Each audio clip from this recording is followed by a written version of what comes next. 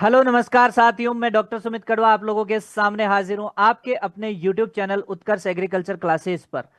साथियों नमस्कार, आप सभी लोगों को आज मैं एक ऐसी शख्सियत से मिलाने जा रहा हूं जिनका संघर्ष अपन कहते हैं अक्सर कि संघर्ष के आगे जीत है। और वास्तव में इस बात को इन्होंने सही साबित करके बताया है। एक छोटे से गांव से बिलोंग करने वाले, और नाम है ओम प्रकाश यादव। इनसे आज अपन चर्चा करेंगे कि किस तरीके से इन्होंने आरपीवीटी राजस्थान के अंदर सेकंड रैंक और अपनी कैटेगरी के अंदर फर्स्ट रैंक इन्होंने प्राप्त की है।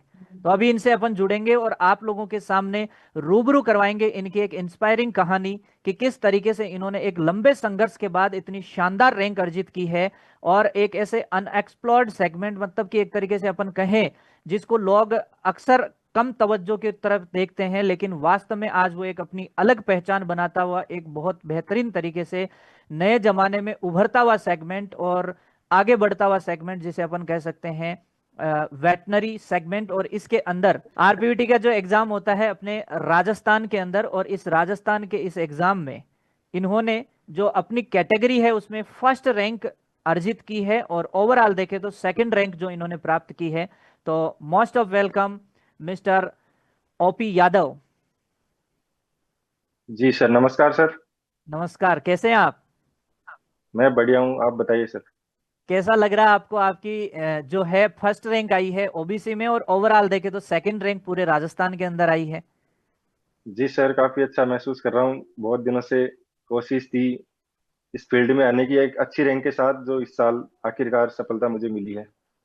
जैसे कि इंटरव्यू से पहले अपनी बातचीत हुई थी, उस बातचीत में अपने बीच एक बातचीत चली थी कि आपने काफी लंबा संघर्ष है। तो मैं अपने दर्शकों के साथ ये जानना चाहूंगा कि आपने जो शुरुआत की थी सबसे पहले कि ट्वेल्थ आपने कब कंप्लीट की थी? मैंने 12th कंप्लीट करी थी 2015 में। और उसके उसके बाद बाद में आपने कितने साल तैयारी की? थोड़ी सी अपनी जर्नी बताइए अपने शब्दों में। उसके बाद 12th में अच्छे मार्क्स थे तो मैं कोटा चला गया। वहाँ पे मैंने नीट की तैयारी शुरू करी। तो जी। 3-4 मैंने अटेम्प्ट दिए, मैं हर बार कुछ नंबरों से रह जाता था। और उस टाइम वेटनरी का पता भी नहीं था कि ऐसी वेटनरी भी होती है, उसमें भी हम जा सकते हैं। तो इसको कभी ध्यान ही नहीं आया, पता भी नहीं था। लोगों को, बच्चों को भी ज्यादा पता नहीं था। टीचर्स भी कभी इसको इतना तवज्जो नहीं देते थे कि एमबीबीएस ही करो, एमबीबीएस ही करो। तो फिर 3-4 बार नहीं हुआ तो फिर हताश होकर मैंने छोड़ दी थी तैयारी। अच्छा, मतलब आपने फिर चार मैं साल कुछ, तैयारी की फिर छोड़ दिया कंप्लीट? हाँ, हम्म। कि चलो कुछ और करते हैं। फिर मैं घर के कामों में लग गया। खेती बाड़ी हमारी काफी थी तो खेती में लग गया, घर के काम में हाथ बटाने लग गया। पशु भी है हमारे। और और भी अन्य काम करने लग गया मैं। फिर पिछले साल अचानक मेरे दिमाग में आया कि एक बार और अटेम्प्ट देते हैं। लेकिन पिछले साल भी कट ऑफ एकदम इंक्रीज हो गया और मैं फिर कुछ नंबर से रह गया। फिर इस बार मैंने हार नहीं मानी, मैंने और डबल तरीके से मेहनत करी, स्ट्रेटजी बदली अपनी। और आरपीटी के अकॉर्डिंग मैंने इस बार तैयारी शुरू करी। और इस बार मेरी मतलब दूसरी रैंक आई फिर। मतलब आपने एक बात कही कि आपने कहा कि एक आखिरी प्रयास और किया जाए, मतलब एक तरीके से मैं कहूँ तो हाँ, आपने अपने आप को समझाया कि प्लस वन कोशिश कर ली जाए। क्या पता इस एक स्टेप के आगे सफलता खड़ी हो, और यही सोचते हुए आपने एक प्रयास और कहा और किया और कहा कि डियर जिंदगी गिव मी वन चांस मोर। हाँ, बिल्कुल यही था कि यार इस बार कुछ हो गया तो आखिरी चांस है, वरना फिर कुछ प्राइवेट जॉब पकड़ेंगे फिर अपन।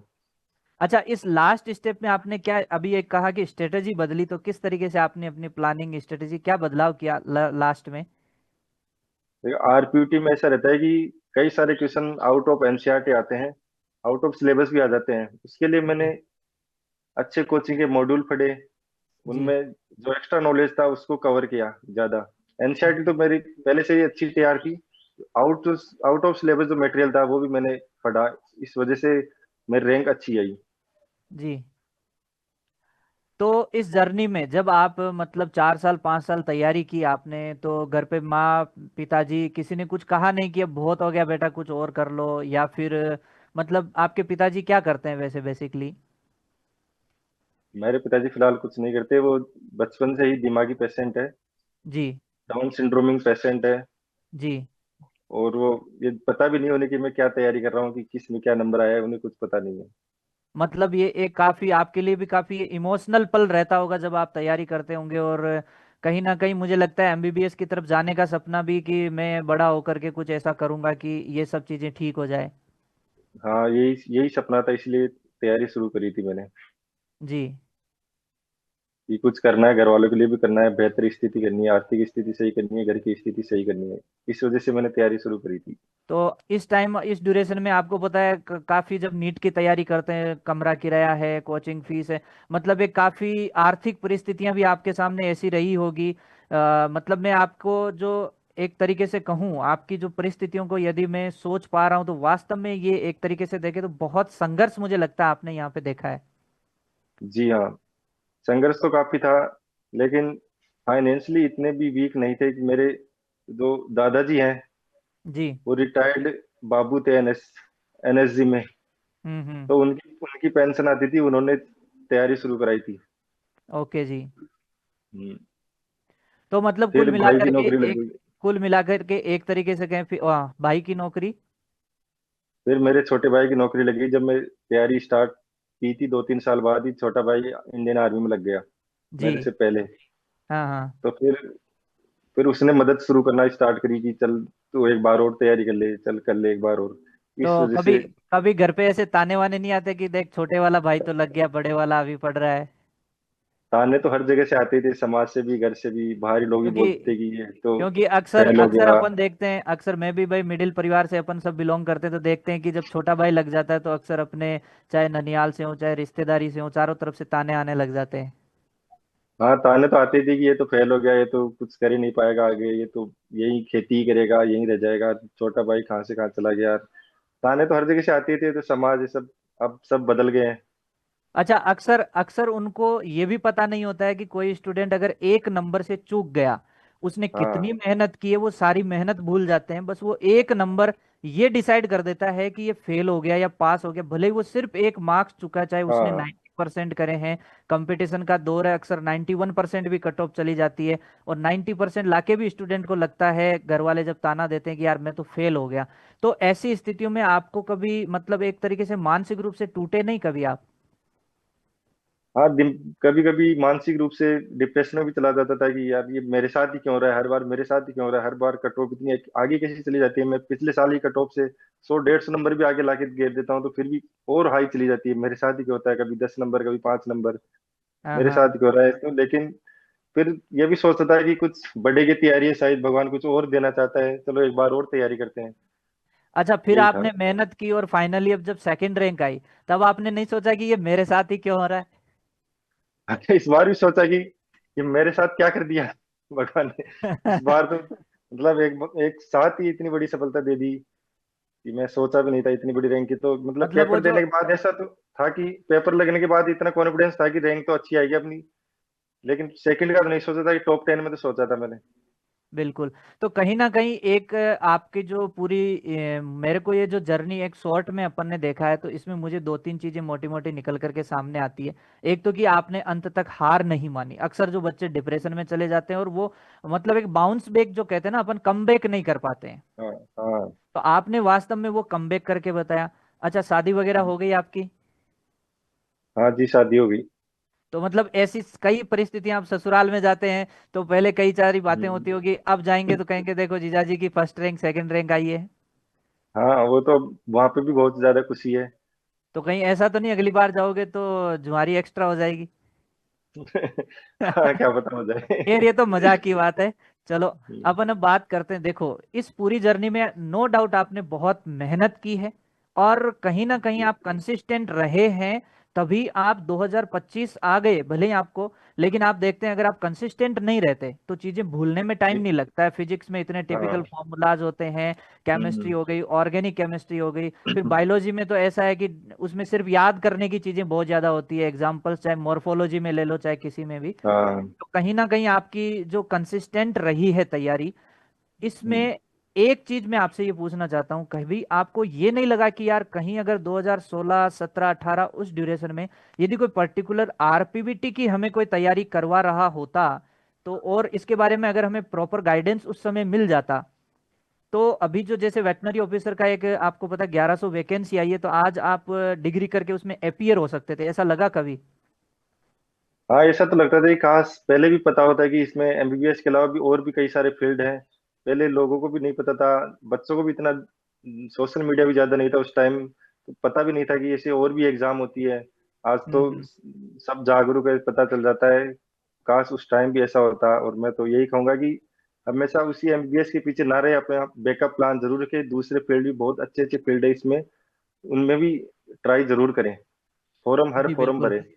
अभी जैसे अपन देख रहे हैं कि जेट जेट की भी बहुत अच्छी, और इस बार पिछली बार मतलब देखें तो क्रैश कोर्स से हमने शुरू किया था, उत्कर्ष से भी मैं आपको बता देना चाहता हूँ कि उत्कर्ष हम्म, से हमने क्रैश कोर्स शुरू किया था, जो कि फर्स्ट जी। बार प्रॉपरली आरपीवीटी को ओरिएंटेड कोई चीज चल रही थी। अदरवाइज अपन देखते हैं कि पूरे के पूरे नीट नीट हम्म, वाले वीडियो चिपका दिए जाते हैं आरपीवीटी के नाम पे।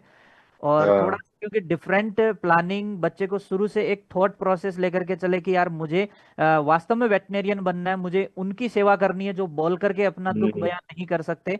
और आप भी कहीं जी, खेती बाड़ी की बात कर रहे हैं तो मतलब आपके घर पे भी रहे होंगे एनिमल्स, आपने घर पे भी गाय भैंस सब देखा है आपने भी। तो आपका जुड़ाव तो हाँ, उनसे रहा ही है शुरू से, खैर एक किसान परिवार से हैं तो दूसरी सेगमेंट में भी जी, आपका पूरा ध्यान रहा है। और अब आप उन्हीं का इलाज करने जब अपने गांव में जाएंगे, और कुछ सालों के बाद जब आप डॉक्टर बन के आएंगे और उनका इलाज करने भी जाएंगे, तो कहीं ना कहीं एक संदेश आज उस 11th या 12th क्लास में उस बच्चे के लिए भी आप अपनी तरफ से दीजिए, जो मतलब बायोलॉजी ले चुका है और कहीं ना कहीं वो एक एनिमल लवर टाइप है, लेकिन उसको आगे स्कोप नहीं पता है या डॉक्टरी के बारे में उसे पता नहीं है कि ऐसा कुछ सेगमेंट भी होता है। तो आप अपनी तरफ से कोई बात उसके लिए कहना चाहते हो तो? जी। मैं ये कहना चाहूंगा कि जो अगर कोई नई नई तैयारी शुरू कर रहा है, अ, जी भले ही पहले एमबीबीएस के लिए सोचता है, बिल्कुल सोचना भी चाहिए कि पहले एमबीबीएस भी ले, लेकिन वेटनरी भी एक बहुत अच्छा फील्ड है, आगे भी फ्यूचर भी इसका आगे बहुत अच्छा है। और इसके अलावा भी और भी है, बीएचयू है, बीएचएमएस है, बीएमएस है, ये सब अच्छे फील्ड और भी हैं। हमेशा हम्म। एक ही टारगेट के पीछे इतने साल बर्बाद ना करें एक ही एग्जाम को लेके, और फील्ड में भी जरूर जाएं। बैकअप प्लान हमेशा रखें। और आरपीयूटी का फॉर्म भी एक अच्छा ही फॉर्म है, इसको भी जरूर भरें, इसमें भी अच्छा फील्ड है। और ये बात आप तब कह रहे हैं जब आपने 10 साल, 10 साल एक जी, लाइफ का बहुत बड़ा पार्ट होता है, 10 साल जी, आपने इस चीज को दिए हैं, उसके बाद आप अनुभव के आधार पे ये चीज कह रहे हैं कि वास्तव में जिंदगी में समय रहते एक अच्छा डिसीजन, एक अच्छा गाइडेंस, में एक तरीके से कहूं अच्छा गाइडेंस मिल जाए यदि जिंदगी में सही समय पर, तो जो जी। अपनी लाइफ को एक सही डायरेक्शन दे सके और अपन अपनी जो मेहनत है वो सही डायरेक्शन में जाए और उसका रिजल्ट भी अपने को समय पे सही तरीके से मिल जाए। हाँ, बिल्कुल। अगर उस टाइम मुझे भी पहले पता होता था, उस टाइम मैंने भी ऐसे फॉर्म पता ही नहीं था, कैसे और भी फॉर्म होते हैं, और भी फील्ड है इसमें, नीट ही नहीं और भी तरीके हैं, तो मैं भी उस टाइम कुछ ना कुछ जरूर ले लेता। मेरे अच्छे नंबर थे उस टाइम भी, लेकिन उस टाइम इतना पता ही नहीं था। और यही था कि एमबीबीएस ही करनी है, एमबीबीएस ही करनी है। इस चक्कर में कई साल बर्बाद हो गए, फिर मैंने 5 साल गैप ही लगा दिया, पढ़ाई छोड़ दी। फिर इस साल फिर से दिया एग्जाम। अच्छा, मैं आपको ये बता देना चाहता हूँ, अब अगर आप भी इस फील्ड में आने वाले हैं तो इसके थोड़े से जी, कुछ सेगमेंट बाकी जो बच्चे देख रहे हैं उनके सामने भी मैं रखना चाहूंगा। जैसे अगर आप 5 साल के बाद यहाँ पे एक वेटनरी डॉक्टर बन के निकलेंगे, मतलब 4 साल की आपकी जो 4.5 साल की डिग्री रहेगी और उसमें लास्ट में 1 साल का इंटर्नशिप रहेगा, मतलब 5.5 साल का ये कोर्स है बीबीएससी एंड एएच। हाँ, जी, इसके बाद भी बहुत सारे स्कोप है, ये तो एक जर्नी की शुरुआत है। इसके बाद आप जी, पीजी कर सकते हैं किसी पर्टिकुलर सब्जेक्ट में, पोस्ट ग्रेजुएशन, फिर पीएचडी हम्म, कर सकते हैं, फिर वेटनरी कॉलेज में जो डॉक्टर बनते हैं उनको पढ़ाने के लिए आप असिस्टेंट प्रोफेसर प्रोफेसर इस लाइन में जा सकते हैं। आप पीजी करने के बाद में एक जो ऑल इंडिया में आपको नाम सुना होगा कभी, और नहीं सुना है तो आगे सुनेंगे, एएसआरबी नेट और एआरएस, जो साइंटिस्ट के लिए एग्रीकल्चर के अंदर ये पोस्टें आती है, इन साइंटिस्ट पोस्ट तक भी इसी यही रास्ता होकर के गुजरता है। मतलब आगे चल करके जैसे वेटनरी में कोई बड़ी खोज करनी है या कुछ भी इसी तरीके से बड़े बड़े जो रिसर्च इंस्टीट्यूट है वहां पे जो हम्म, साइंटिस्ट बनते हैं उन वहां तक जाने का रास्ता भी यही है। इसमें आगे चल करके कहीं वाइल्ड लाइफ में जाना हो तो उसका रास्ता भी यही है। किसी को मान लीजिए पेट क्लिनिक में इंटरेस्ट हो, जैसे आजकल ये भी बहुत ज्यादा चल रहा है कि लोग डॉग लवर या फिर कहें तो कैट हम्म, लवर बन रहे हैं, और इसका रास्ता भी यहीं से खुलता है। फिर इसके बाद में जैसे कि ऐसे हमारे साथी भी कई लोग हैं जिन्होंने सर्जरी जैसे सब्जेक्ट से इसमें पीजी करी है और उसके बाद आज वो बहुत बड़ा उनका मतलब नाम चल रहा है अपने फील्ड में, अपने एरिया में। तो मतलब मैं जी कहूँ तो बहुत अनटच ऐसे सेगमेंट है जो और भी बहुत है जो अपने को पता तक नहीं है। जैसे बीएसएफ के अंदर भी एक असिस्टेंट कमांडेंट की इनकी पोस्ट रहती है। इसके अलावा वेटनरी के अंदर जो मतलब ये जो आर्मी वाला सेगमेंट है इसका भी एक बहुत अच्छी पोस्ट मिलती है यहाँ पर भी। जी हाँ। और जैसे एसएसबी है उसके थ्रू भी जाता है, जिसमें रिमाउंट वेटनरी कॉर्प्स होते हैं, आरवीसी करके। तो बहुत स्कोप है इसके अंदर, बहुत वाइड सेक्टर है। और ये तो खैर अपने इंडिया के अंदर अभी तो एक कह देते हैं कि बनते ही कि ये तो ढोर डॉक्टर है, डंगर डॉक्टर है, लेकिन ऐसा कुछ नहीं है। ये परिभाषा तभी बदलेगी जब आप और हम जैसे वेटनेरियंस आने वाले टाइम में मिलकर के समाज के बीच में आएंगे और एक अच्छा संदेश देंगे, तब जाकर के ये चीजें बदलेगी। अगर अपन ही इसको एक कुंठा की भावना से लेंगे, यार मैं वेटनेरियन रह गया, आप भी अब मान लो ये सोचें कि यार मैं काश में एमबीबीएस होता, या आप उसको भुला करके जब इस सेगमेंट में आगे बढ़ेंगे, तो आप एक, मैं कह रहा हूं, बढ़िया माइलस्टोन सेट करेंगे आने वाली जनरेशन के लिए। जी हाँ, बिल्कुल ये सोच तो हटानी होगी कि वेटरनरी डॉक्टर की समाज में कोई इज्जत नहीं देता ज्यादा। लोग इसको जानते नहीं है। कोई कोई कंपाउंडर को बोल देते हैं यही है डॉक्टर। वेटरनरी डॉक्टर को किसी देखा भी नहीं होगा गांव में अभी तक किसी ने, क्योंकि वो फील्ड में इतना आते नहीं। उनके तो उनके पास खुद जाना पड़ता है पेशेंट लेके, जो भी अपने पशु वगैरह हैं, ये मैंने देखा है यहाँ पे। उसी को बोल देते हैं कि ये तो कोई थर्ड ग्रेड फोर्थ ग्रेड की कोई नौकरी होगी। ऐसे भी मैंने सुना भी, सिलेक्शन होने के बाद भी उन्हें पता ही नहीं है कि क्या क्या चीज है, क्या पोस्ट है। तो इसको भी जागरूक एक्चुअली होना भी जरूरी है। एक्चुअली आपको मैं बता देना चाहता हूँ कि आपने कुछ टाइम पहले इसलिए देखा क्योंकि वेटनेरियंस की पोस्ट जो थी वो खाली ही पड़ी थी लगभग हॉस्पिटल्स में। अभी जो देखा जाए तो जी हाल ही में काफी वेटनरी डॉक्टर्स, जो वेटनरी डॉक्टर 2019 में वैकेंसी जो आई थी इनकी वीओ वाली, उसमें से जी काफी पोस्टिंगें हो चुकी है और अभी एक वैकेंसी 1100 की और आ चुकी है। तो 900 और जी 1100 हाँ। 2000, अब सोचिए 2000 डॉक्टर जब फील्ड में जाएंगे तो नो डाउट आने वाले 2-3 साल में काफी लोग जागरूक होंगे इसके बारे में। तो अपन ये जी बात हाँ। बिल्कुल कह पाएंगे कि जब लोगों के बीच में डॉक्टर पहुंचेंगे और ईमानदारी से मेहनत करेंगे तो नो डाउट इस प्रोफेशन को वो इज्जत समाज की नजरों में, हालांकि काफी ऐसा तबका है जो समझदार है वो पूरी इज्जत देता है, लेकिन आने वाले टाइम जी में हाँ। हर जगह इज्जत होगी और वो शुरुआत अपने को करनी होगी। जी सर। तो thank you so much OP Yadav, बहुत अच्छा लगा आपसे बात करके। आपका अनुभव से नो डाउट हमारे जो विद्यार्थी हैं जुड़े हुए वो काफ़ी कुछ सीखेंगे। और मैं यही कामना करता हूं कि आप इसे एक शुरुआत के रूप में लेंगे और इस जर्नी जी को बेहतरीन बनाने के लिए पूरी मेहनत करेंगे 5.5 साल, और उसके बाद, अब उसके बाद भी आप रुकने वाले नहीं हैं, मुझे ऐसी पूरी उम्मीद है। जी सर, धन्यवाद। Thank you so much. और बाकी सभी लोगों को बताना चाहता हूं कि ये हमारे साथ जुड़े हुए थे ओपी यादव, जो कि ओवरऑल देखें तो सेकंड रैंक और ओबीसी के अंदर इनकी फर्स्ट रैंक थी। साथियों, इसी तरीके की कोई भी वेटनरी से रिलेटेड यदि आप मनसा रखते हैं तैयारी की, तो बहुत जल्द उत्कर्ष क्लासेज आपके सामने हाजिर होगा इसके बारे में और भी कई सारी डिटेल्स लेकर के। क्योंकि मैं आपको बता दूं, मैं खुद एक वेटनरी डॉक्टर हूं और मैंने मेरी जो डिग्री है वो कंप्लीट करी थी, उसके बाद में मैंने इसमें पोस्ट ग्रेजुएशन भी कर ली और वर्तमान में मैं पीएचडी कर रहा हूं। साथियों, आप सभी लोगों का बहुत बहुत धन्यवाद हमसे जुड़ने के लिए। Thank you so much. जय हिंद, जय भारत।